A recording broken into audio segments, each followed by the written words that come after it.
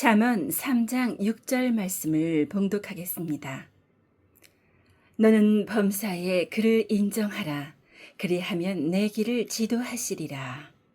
성령님과 동행하려면 이런 제목으로 말씀을 드리겠습니다. 성경 창세기를 보면요, 에녹이 하나님과 동행하였더라, 모세가 하나님과 동행하였더라, 이러한 기록들이 나옵니다. 그리고요, 히브리서, 그러니까 신약 히브리서 13장 5절을 보니까 내가 과연 너희를 버리지 아니하고 과연 너희를 떠나지 아니하리라, 이렇게 말씀하셨어요. 예수 그리스도께서 나의 죄를 씻어주신 은혜, 이 은혜를 믿는 성도라면 하나님께서 그가 아무리 연약하다 하더라도, 그가 아무리 연약하여 죄를 지었다 하더라도 절대로 그 사람을 하나님이 버리지 아니하시겠다는 겁니다. 반드시 영원까지 함께 하시겠다, 지켜주시겠다, 이렇게 언약을 하신 겁니다. 이런 언약은 신약시대에만 허락된 게 아닙니다. 신약시대, 오늘날의 신약시대를 살아가는 성도들은 어떤 믿음을 갖고 있습니까? 나는 믿음을 가지고 있어요. 하나님에 대한 믿음을 가지고 있어요. 하는데 그게 도대체 무슨 믿음이에요? 하나님은 좋은 분이라는 믿음? 아니에요. 그것 가지고 구원 못 받습니다. 하나님은 나를 사랑하셔. 나에게 좋은 것을 주셔. 하나님은 창조자야. 이것만 믿어서는 구원 못 받아요. 정말 중요한 믿음이 뭡니까? 핵심 믿음이 뭐예요? 예수께서 착한 죄인인 나의 죄를 씻어주셨다. 내 죄 사해 주셨네. 이 믿음을 믿어야, 이러한 은혜에 대한 믿음을 가져야 되는 겁니다. 이게 바로 대속의 은혜에 대한 믿음인 것이죠. 신약시대의 성도들은 구체적으로 어떤 믿음을 가지고 있냐면요, 오신 메시아. 메시아는 구세주를 의미합니다. 하나님께서 기름 부어서 구원의 사역을 하게 하신 구세주, 세상을 구원하신 구세주, 오신 메시아의 죄 사해 주신 은혜를 믿는 거예요.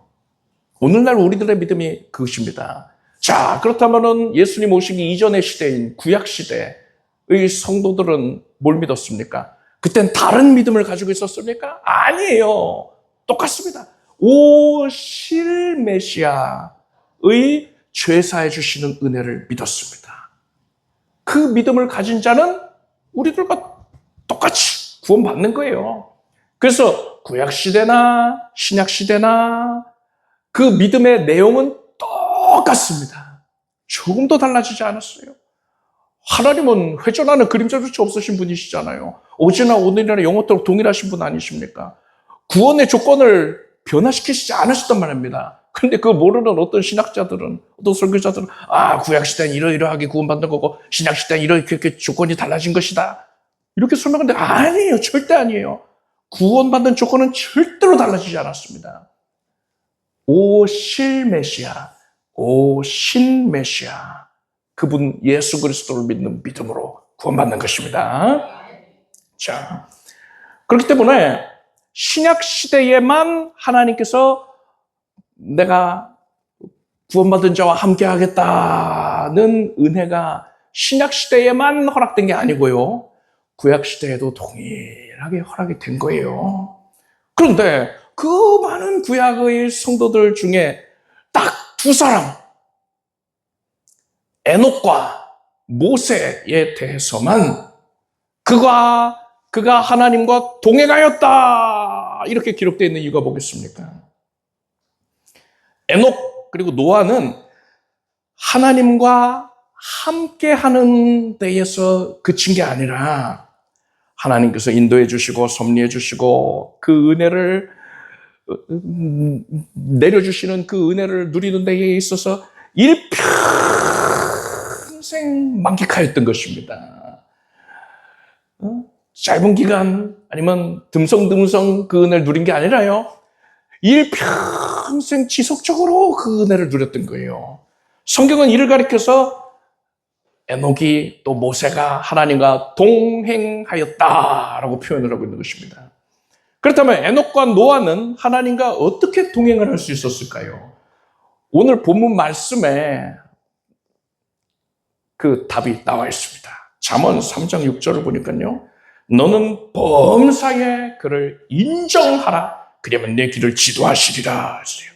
여기서 지도하신다는 것은 하나님께서 사람과 함께 하시면서 긴밀한 교제를 나누어 주시고 삶의 모든 걸음걸음을 가장 선한 길로 인도해 주시는 것을 의미합니다. 이것을 우리에게 익숙한 신약의 용어로 바꿔서 표현을 하자면요. 성도가 성령으로 충만하게 되어서 하나님의 은혜를 풍족하게 만끽하며 사는 것을 뜻한다 할 수 있죠. 본문에서 하나님을 범사에 인정하는 사람이 하나님의 지도하심을 받게 된다 했습니다.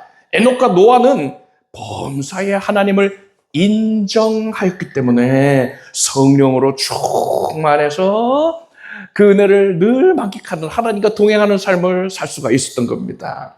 자, 그렇다면요, 이제 중요한 게 나옵니다. 하나님을 인정한다는 게 도대체 뭘까요? 말로만, 하나님, 내가 인정해요 하면 되겠습니까?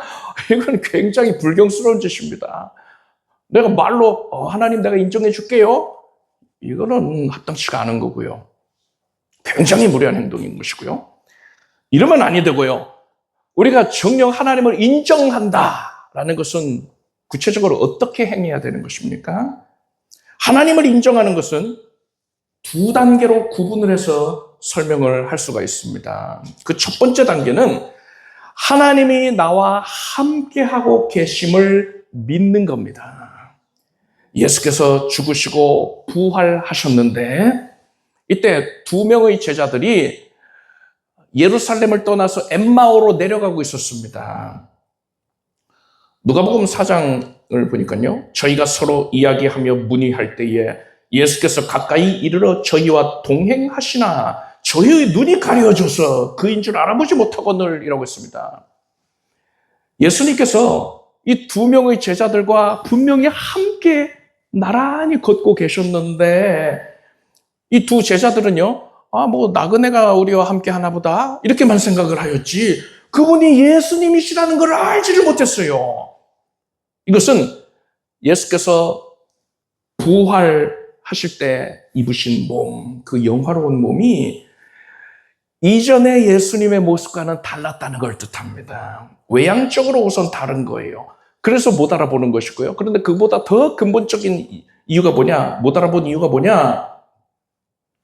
두 제자들의 영적인 눈이 가려져 있었던 것입니다. 그래서 두 제자들은요, 예수님이 함께 하시는데도 불구하고 예수님과의 동행을 누리지를 못하고 있었습니다. 이 두 제자가 그들의 사랑하는 스승인 예수님의 죽으심과 또 그분의 시신이 사라져버린 사건에 대하여서 말을 하면서 슬퍼하고 있었어요. 그랬더니 예수께서 그 말을 들으시고서 제자들에게 메시아가 죽임당하고 다시 살아나야 할 것에 대하여서 예언되어 있는 성경 말씀을 언급하시면서 그것이 이루어져야 한다는 내용을 증거해 주셨습니다.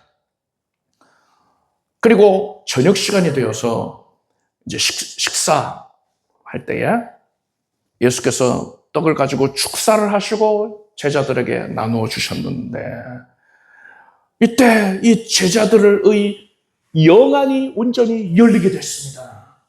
그래서 이 제자들은요, 우리와 함께하고 계신 분이 예수님이셨구나. 이 사실을 분명하게 깨닫게 됐습니다. 그리고 그 순간에 예수님께서는 사라지셨어요. 이에 대한 기록을 보니까요, 저희가 서로 말하되 길에서 우리에게 말씀하시고 우리에게 성경을 풀어주실 때에 우리 속에서 마음이 뜨겁지 아니하더냐라고 했습니다. 제자들은 자신들과 함께하는 분이 예수님이시다라는 사실을 차츰차츰 깨닫게 될 때에 마음이 점점 뜨거워지는 걸 느꼈습니다. 성령의 감동을 느꼈던 거예요. 그리고 그것을 온전히 깨닫게 됐을 때 이분이 예수님이구나. 예수님은 우리와 함께 하시는구나. 이걸 온전히 깨닫게 됐을 때에 예수님과의 동행을 온전히 누릴 수가 있게 된 것이지요. 이것을 통해서 우리는 예수님이 함께 하시는 것을 깨닫는 것, 인식하는 것이 성령 충만과 직접적인 관련이 있다. 하나님과의 동행을 누리는 데에 직접적인 관련이 있다는 사실을 우리는 알 수가 있습니다. 예수께서 내가 세상 끝날까지 너희와 항상 함께 있으리라 하셨습니다. 여러분은 지금 예수 그리스도의 영이신 성령께서 여러분과 함께 하고 계심을 믿기를 바랍니다. 이것을 더욱더 절박하게 인식하는 것, 인정하는 것이 성령 충만, 하나님과 동행하는 것의 첫걸음이 되는 것입니다. 자, 이렇게 하나님이 나와 함께 하신다는 것을 분명히 알게 되었으면 이제는 다음 단계로 나가야 됩니다. 하나님을 인정하는 것의 두 번째 단계는 내가 하나님의 발등상 앞에 있는 것을 인식하는 것입니다. 예수께서는 성도를 친구로 여겨주신다. 이렇게 말씀하셨습니다. 성령께서는요, 성도에게 가장 친밀한 교제를 허락을 해 주셨습니다. 그런데 하나님께서 성도에게 이렇게 막대한 은혜, 친근히 교제할 수 있는 은혜를 허락하셨다고 해서 성도가 하나님을 함부로 대해도 되는 것이 아니에요. 그것은 성도로서 분수를 망각하는 행동이 되는 것입니다. 성도의 분수가 뭡니까? 전도서 5장 2절을 보니까요. 하나님은 하늘에 계시고 너는 땅에 있음이니라 했습니다. 하나님은 창조주이시고 지극히 높으신 만왕의 왕이십니다. 반면에 우리들은 보잘것없는 피조물에 불과합니다. 하나님은 높으신 주인이시고요. 우리는 지극히 미약한 종입니다. 이렇듯 성도가 하나님 앞에서 자기 분수를 깨닫고 인정을 할 때에 비로소 그런 마음이 하나님을 온전히 인정할 수가 있는 것입니다. 이렇게 하나님을 온전히 인정하는 자의 모습이 시편 99편에 잘 나와 있습니다. 99편 5절을 보니까요. 너희는 여호와 우리 하나님을 높여 그 발등상 앞에서 경배할지어다. 그는 거룩하시도다 라고 했습니다. 발등상이 뭐냐면요.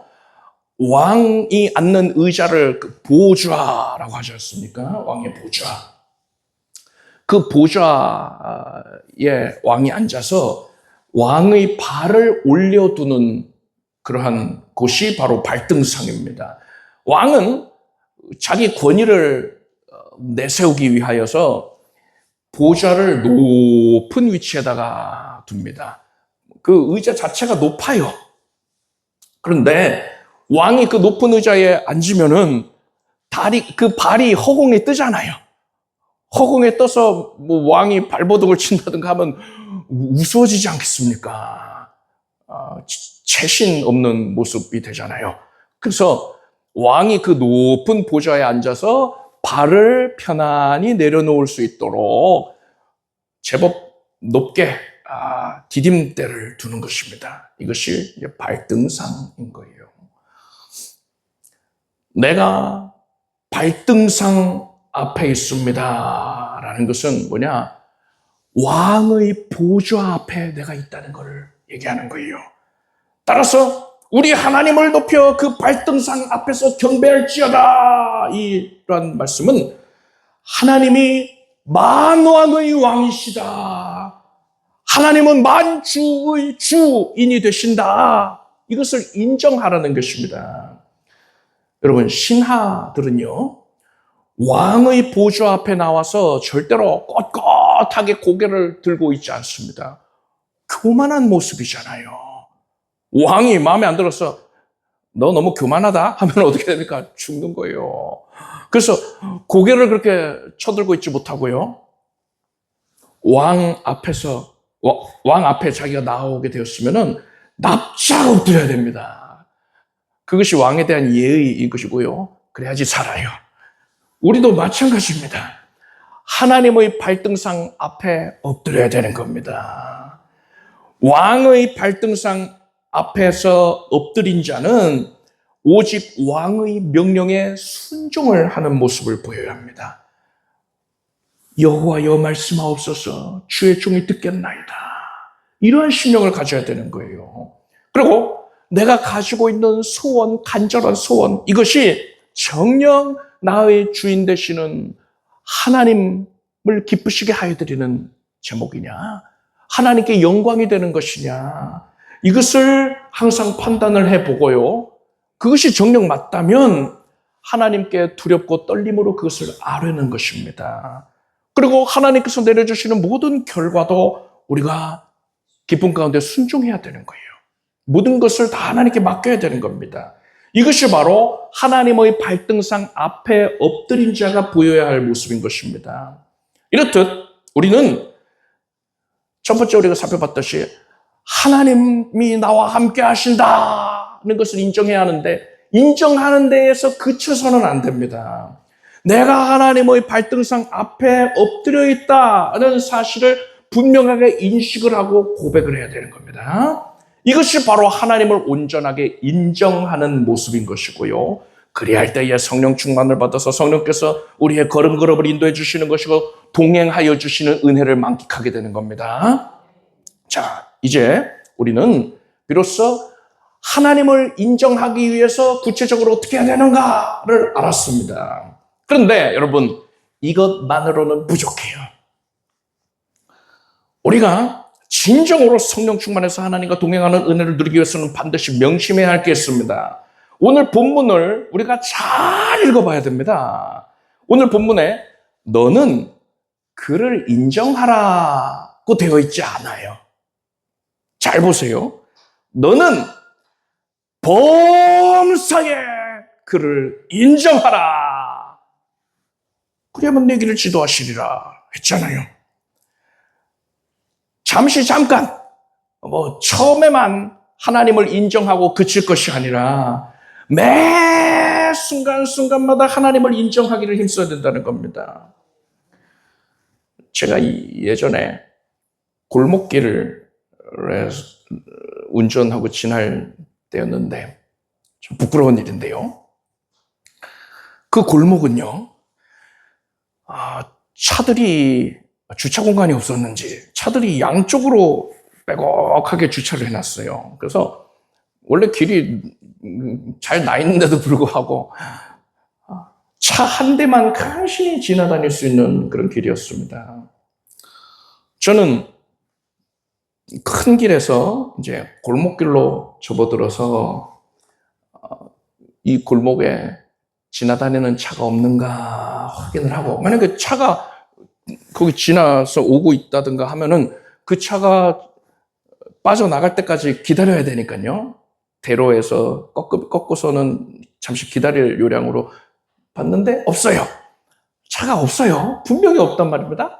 그래서 그 골목길로 한 10m가량을 전진해서 들어갔습니다.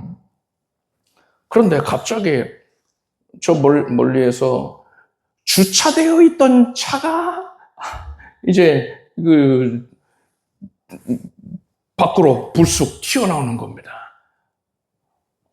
그래서 주차되어 있다가 나왔으면은 지나다니는 차가 있었구나, 이걸 확인했으면은 다시 도로 들어가 줘야지요. 그래서 그 차가 이제 다시 들어가 주겠구나, 이 생각을 하고 저는 전진을 했습니다. 근데 그 차가 계속 저한테 다가오는 거예요. 참 당혹스럽지요. 근데 그게 전부가 아니고요. 그 차의 뒤편으로 그 차와 동일한 방향으로 나오는 차들이 2대가 따라붙는 겁니다. 그래서 제가 3대의 차들을 가로막고 있는 형국이 된 겁니다. 제가 처음엔 당혹스러웠지만 어쩔 수 없겠구나 해서 후진을 했습니다. 그런데 이곳이 어린이 보호구역이었어요. 여러분, 어린이 보호구역 굉장히 민감한 곳이잖아요. 게다가 그때가 마침 아이들이 한창 돌아다닐 시간이었단 말입니다. 그래서 제가 잔뜩 긴장을 한 채로 아이들이 지나다니는 사이로 조심스럽게 후진을 하고 있었습니다. 그러니까 후진하는 중에 계속 삐삐삐삐 거리는 거예요. 그 후진 센서에 사람들 지나다니니까. 그렇게 제가 한데 긴장을 한 채로 후진하고 있는데 저를 가로막았던 그 앞차가 저한테 바짝 따라붙는 겁니다. 그분의 정확한 의도를 제가 뭐 알 수는 없지만 아마도 좀 빨리 좀 빼세요. 이렇게 저한테 강요를 하는 거죠. 위협하는 그런 행동으로 저는 느꼈습니다. 여러분, 그때 제 표정이 어땠을까요? 핸들을 쥐고 있는데 제가 거울을 보지는 않았지만 아마도 입술을 질끈 깨물었을 겁니다. 이쪽에서 뿔이 하나 돋아났을 거예요. 근데 그게 다가 아니고요. 엎친 데 덮친 격으로 제 뒤로 2대의 차들이 또 따라 붙은 겁니다. 그리고 그 차들은요, 대로에서 막 진입을 해가지고요, 제가 이제 있으니까, 나갈 수 있는 상황인가 보다 하고 이제 들어온 거예요. 들어왔는데, 이 차들은 대로변에서 이제 달라붙었기 때문에, 저를 위해서 후진을 해줄 수도 없는 상황이에요. 대로 쪽으로 후진하면은 큰일 나잖아요. 그래서 저는 그 좁은 골목길에서 어떻게 해서든 제 맞은편 차들이 지나갈 수 있는 그 공간을 만들기 위해서 사람들 지나다니는데, 아이들 지나다니는데 전진했다가 후진했다가 전진했다가 후진했다가 반복하면서 어떻게 해서라도 그 조금의 틈새로 비집고 들어가려고요. 그렇게 고생을 했습니다. 팔이 막 저려서 아프더라고요. 그렇게 해서 차 한 대가 간신히 지나갈 수 있는 공간을 틈을 만들었습니다. 제 앞에 있던 차는, 저를 이제 딱 붙어 있다 그랬잖아요. 제 앞에 있던 차가 근데 그 틈으로 지나가려고 하지를 않는 거예요. 저는 더 이상 틈을 만드는 게 불가능한 상태입니다. 그런데 그러니까 제 생각에는 그분이 운전을 조심스럽게만 하면은 얼마든지 지나갈 수가 있는데, 그분은 저한테 틈을 더 만들라는 거예요. 더 이상 여유가 없는데, 그래서 제가 창밖으로 손을 내밀어서 빨리 지나가시라고 손짓을 했습니다. 여러분, 이때에 이 손짓에 얼마나 많은 짜증이 섞여 있었겠습니까? 그렇게 차세대가 간신히 지나갔어요. 그리고 이제 저도 전진을 해서 빨리 빠져나가려고 하는데 제 차 앞으로 조그만 애기들이 지나가는 겁니다. 1, 2학년 그 작은 애기들이 지나가는 거예요. 그래서 그 아이들이 지나갈 때까지 다 기다리고 있는데 뒷차들이 경적을 막 울려대고요. 빵빵 짜증 섞인 경적. 이분들한테는 아이들이 워낙 작으니까 보이질 않았나 봅니다. 그래서 이분들은 또 이러한 상황을 처음부터 목격한 게 아니었잖아요. 그래서 이런 혼잡이 초래된 이유가 바로 저 때문이다, 이렇게 생각을 하고 있었나 봅니다. 그런데 뭐 어찌됐든 간에 앞차들이 다 빠져나갔으면 이제 좀 빨리라도 나가줘야 되는데 아직까지 제가 굼뜨게 밀어내가지고 미적미적대고 있는 걸로 여겨진 거예요. 그러다가 또 맞은편에 차 오면은 또 문제가 생길 테니까요. 그 답답한 마음에 저한테 지금 화를 잔뜩 내고 있는 거예요, 뒷차들이. 그때 저희 나머지 이마에서도 뿔이 하나 돋아나는 겁니다. 그래가지고 저는 겨우겨우 골목을 지나가지고선 이제 대로로 접어들었어요. 한참 동안이나 분이 나더라고요. 그러다가 이제 신호 대기를 받아가지고 이제 정차에 있는데 많은 생각이 들더란 말입니다. 우선 제 맞은편 차량, 그 차 때문에 문제가 생긴 거니까요. 그 차에 대한 원망과 또 정죄하는 마음이 가득했어요. 어떻게 그런 식으로 그렇게 상식이 없게 운전을 할 수 있나? 우선은 막 분이 가득한 겁니다. 근데 시간이 좀 지나고 마음이 진정이 되니까 내가 혈기를 부렸구나, 이걸 깨닫게 되더라고요. 저는 그 골목길에 들어서기 전까지만 하더라도요, 찬양을 흥얼흥얼거리고 있었어요. 또 습관적으로도 방언으로 기도를 하고 있었고 성령님이 주시는 은혜와 감동을 누리고 있었단 말입니다. 그런데 그 골목길에서 혈기를 한참 부리고 나니까요, 하나님이 주시는 감동이 더 이상 느껴지질 않는 겁니다. 성령 충만하다가 그 성령 충만을 상실해버린 거죠. 그때 이런 생각이 들었습니다. 만약에 이 차에 뭐 옆자리나 뒷자리에 우리 교회 성도님이 함께 타고 있었으면 어땠을까? 그렇다면은 애초에 나는 그런 모습을 안 보였을 것 같은데? 이 생각이 드는 겁니다. 목회자가 혈기 부리는 모습 보인다면 얼마나 창피하겠어요. 그래서 만약에 저는 성도님 옆에 계셨으면 그분을 생각해서라도, 그분을 의식해서라도 절대로 그러지 않았을 거예요. 오히려 그 성도님이 이 모든 상황을 지켜보고서는 어떻게 저렇게 운전을 할 수가 있어? 하고서는 상대편 차를 나무라실 때에 그렇게 막 흥분을 성도님이 하시더라도 저는 오히려 그 성도님한테 뭔가 사정이 있으신가 보지요. 허허허 했을 겁니다. 그러면은 그 성도님은 목사님이라서 역시 인격적이구나. 훌륭하시다. 이렇게 생각했겠죠. 그런데 저는 차에 혼자 타고 있으니까 그러질 않았단 말이에요. 모세가 반석에서 물 나오게 할 때에 백성들한테 혈기 부리지 않았습니까? 그것처럼 혈기를 잔뜩 부렸어요. 그런데 여러분, 아뿔싸. 그 차에 저 혼자만 있는 게 아니었어요. 성령님이 함께 타고 계셨단 말입니다. 저는 성도님이 타고 있었으면은 절제를 했을 텐데, 성령님이 타고 계시는데도 하나님이, 예수 그리스도의 영이신 하나님이 타고 계시는데도 절제를 안 했어요. 이게 뭘 의미합니까? 저는 성령님을 인정하지 않고 무시했던 겁니다. 제가 성령님을 무시하니까 성령께서는 그러한 마음을 미워하시고서 충만함을 거두셨던 거죠. 저희의 문제가 뭐였습니까?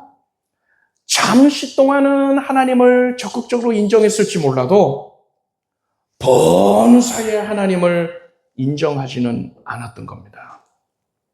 사도 바울은 이런 모습을 경계했습니다. 그래서 고린도전서 10장에서 선줄로 생각하는 자는 넘어질까 조심하라 하였고, 에베소서 4장에서 하나님의 성령을 근심하게 하지 말라, 그 안에서 너희가 구속의 날까지 인치심을 받았느니라 했고요, 데살로니가전서 5장에서 성령을 소멸치 말라 이렇게 교훈했던 것입니다. 마귀는 성도가 성령 충만을 받아서 하나님과 동행하는 것을 무척 싫어합니다. 그래서 마귀가 우는 사자같이 두루 다니면서 어떻게 하느냐? 성도가 하나님과 동행하는 것을 방해를 하는데, 그 구체적인 방법이 뭡니까? 성도가 순간적으로 성령님을 인정하지 아니하고 성령님을 무시하도록 만드는 거예요. 따라서 여러분은 앞에서 우리가 살펴본 내용들, 하나님이 나와 함께하고 계신다, 이것을 깨닫고 내가 하나님의 발등상 앞에 엎드려 있다, 이 사실을 고백하되 범사에 인정하고 범사에 고백하기를 힘쓰길 바랍니다. 오늘 본문 말씀을, 이러한 깨달음을 가지고 우리가 다시 한번 읽어보도록 하겠습니다. 주보에 오늘 본문 말씀이 나와 있잖아요. 잠언 3장 6절. 이 본문 말씀을 우리가 큰 목소리로 오늘 배운 이 깨달음을 가지고서 함께 읽도록 하겠습니다. 너는 범사의 그를 인정하라. 그리하면 내 길을 지도하시리라. 아멘. 여러분의 심령의 상태를 돌아보세요. 여러분은 하나님을 인정하고 있었습니까? 성령께서 지금 나와 함께하고 계심을 여러분 믿습니까? 내가 하나님의 발등상 앞에 그 아래에 엎드려 있다는 사실을 분명히 깨닫고서 고백하고 있습니까? 이러한 인식과 고백이 없다면요, 그것은 뭐와 같으냐면은 항아리에 밑부분이 깨어져 있는 것과 같아요. 밑 빠진 독에 어떻게 물을 채울 수 있습니까? 안 되지요. 이런 심령의 상태로는 절대로 성령 충만 못 받습니다. 그리고 여러분,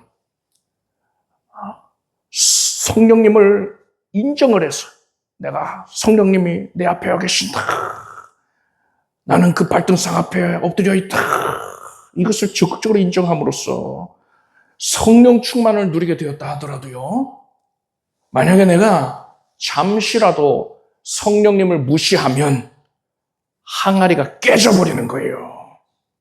성령 충만을 그 순간 즉시로 상실하게 됩니다.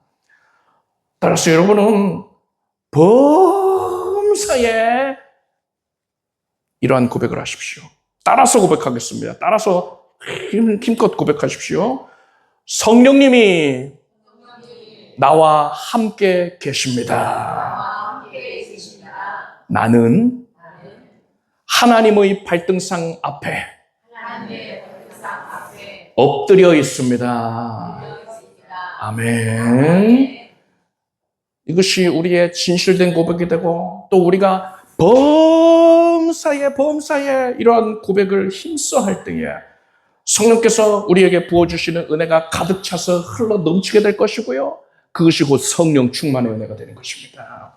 성령님께서 우리의 모든 걸음을 항상 선한 길로 인도해 주시고 동행하여 주실 것입니다. 여러분은 범사에 하나님을 인정함으로써 에녹이 그랬듯이, 노아가 그랬듯이 성령 충만해서 일평생 하나님과 동행하게 되기를 축복합니다. 기도하겠습니다. 하나님, 예수 그리스도의 거룩한 영이시여, 우리가 성령님을 힘써 인정하게 하소서. 잠깐 그리하는 것이 아니라 작은 틈이라도 마귀에게 주지 아니하여서 항상 범사에 성령님을 인정하게 하소서. 성령 충만해서 에녹이 그랬듯이, 노아가 그랬듯이 하나님과 늘 동행하는 삶을 살게 하여 주시옵소서. 예수님의 이름으로 기도드립니다. 아멘. 자, 모두 자리에서 일어나십시오. 가슴에 손을 얹으십시오. 아픈 곳에 손을 얹으십시오. 하나님께서 우리 기도를 들어주십니다. 간절한 손을 품고 믿음으로 기도하겠습니다. 하나님께서 지금 믿는 주의 자녀들의 간절한 고백을 귀하게 여기시고 귀를 기울여서 들어주시는 것을 알고 믿고 감사드립니다. 하나님께서 내 기도를 들으셨으니 원수는 물러갈지어다.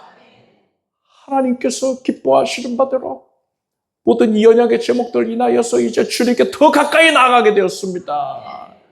하나님을 힘써 인정합니다. 하나님께서 지금 우리 앞에 와 계시고 나는 하나님의 발등상 아래에 엎드린 심령으로 주님을 우러러봅니다. 힘써서 주님을 인정하고 항상 힘써서 주님을 인정하여 주님과 깊이 있게 교통하며 동행하게 하소서. 하나님께서 다윗을 기뻐하셔서 그가 어디로 가든지 이기게 해주셨던 것을 기억합니다. 하나님, 주의 백성들이 주님과 동행하는 삶을 살고자 하오니 성령께서 나를 살아가는 자는 내 사랑에 입을 것이라 하셨어. 그 말씀 그대로 성령께서 지금 우리 가운데에 충만하게 임재하시고 하나님이 사랑하시는 자에게 아낌없이 은혜 베푸시는 것을 보게 하여 주시옵소서. 하나님께서 믿음을 주셨으니 세상을 초월하는 하나님의 믿음을 소유하게 될지어다. 믿음의 물 넓게 열라. 하나님께서 채워주시니 넓게 열고 다 받아 누릴지어다. 지금 연약한 심령은 고침을 받아라. 모든 저주의 속박이 사라져라. 결박이 사라질지어다. 모든 어려움이 예수 그리스도의 이름으로 어둠에 준 것들이 사라질 것이고 기쁨과 평강이 감사가 가득하게 될지어다. 하나님께서 우리의 연약한 육신을 고쳐주십니다. 사람을 창조하시니가 질병을 고치시기에 능하신 줄로 압니다. 2000년 전에 예수께서 수다한 병인들을 고치셨으니 지금 동일하게 역사하실 것 믿습니다. 각별히 손 얹고 기도하는 부위마다 성령께서 안수하여 주시고 고쳐주셔서 생명을 얻되 넘치게 얻을 것이며 새 힘으로 충만할 것이고 모든 염증이 통증이 사라질지어다.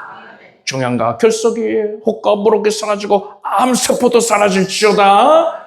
하나님의 주신 생명으로 충만하여 하나님을 위하여 살아가게 될지어다.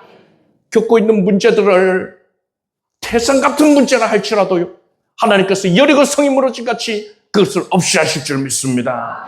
문제가 변하여서 복이 될지어다.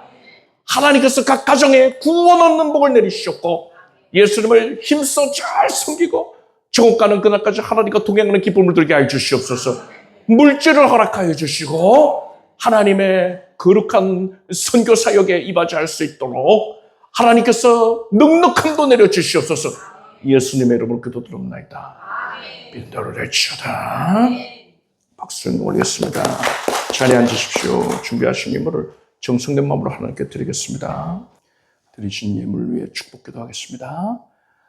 하나님, 예수 그리스도께 오병이어를 내어드린 아이의 마음으로, 하나님을 사랑하는 마음으로 예물을 올립니다.